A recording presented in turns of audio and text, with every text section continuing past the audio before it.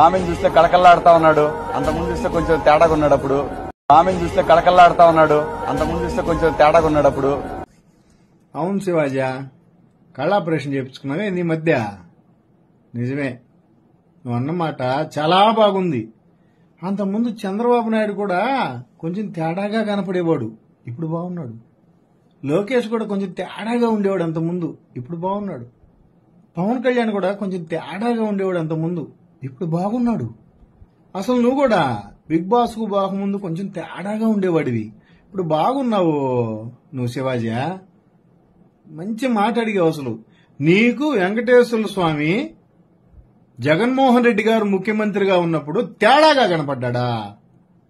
తేడాగా కనపడ్డా? కడుపుకు అన్నం తింటున్నావు, పెంట తింటున్నావురా శివాజీ? దేవుణ్ణి పట్టుకుని అడిగే మాటలా? అహంకారము కొవ్వు నెత్తికెక్కిపోయాయా మీకు?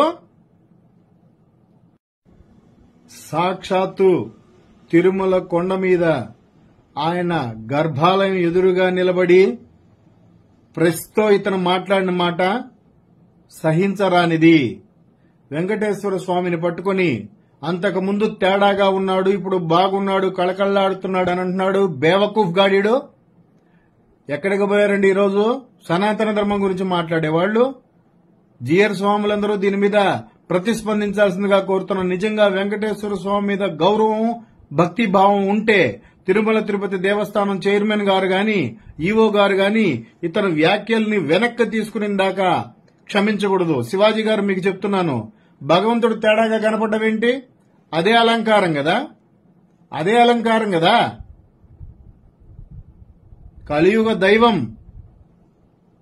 ఎవరి మీదో నీకు ఈర్ష్యా ద్వేషాలుంటే దేవుడు కూడా బాగా కనపడ్డా నీకు? కుల పిచ్చితో మాట్లాడుతున్నావా రాస్కేల్? ఖచ్చితంగా నువ్వు క్షమాపణ చెప్పాల్సిందే శివాజీ, ఖచ్చితంగా క్షమాపణ చెప్పాల్సిందే. లేదంటే చెప్తారుగా మీ టీడీపీ వాళ్లే, వెంకటేశ్వర స్వామితో పెట్టుకున్నవాడు ఎవడూ బాగుపడలేదని. నిజమే, వెంకటేశ్వర స్వామితో పెట్టుకున్నవాడు ఎవడూ బాగుపడలేదు. ఏదో ఒక రకంగా దేవుడు కళ్ళు తెరిపిస్తూ వస్తుంటాడు, వస్తున్నాడు కూడా. నీకు కూడా అతి త్వరలో ఆ భగవంతుడు వెంకటేశ్వర స్వామి ఖచ్చితంగా కళ్ళు తెరిపించే రోజు వస్తుంది. అదే గుడి ముందుకు వచ్చి నువ్వు క్షమాపణ చెప్పే రోజు ఆ వెంకటేశ్వర స్వామి ఖచ్చితంగా తీసుకొని వస్తాడు. ఉంటే మనుషుల మీద ఉండాలి కోపాలు, దేవుడి మీదేందరా నువ్వు మాట్లాడేది? ఎంత నీ వయసు? నువ్వా హిందూ ధర్మాన్ని కాపాడేటటువంటి వాడివి? ఉందా అసలు విలువ నీకు హిందూ ధర్మం మీద?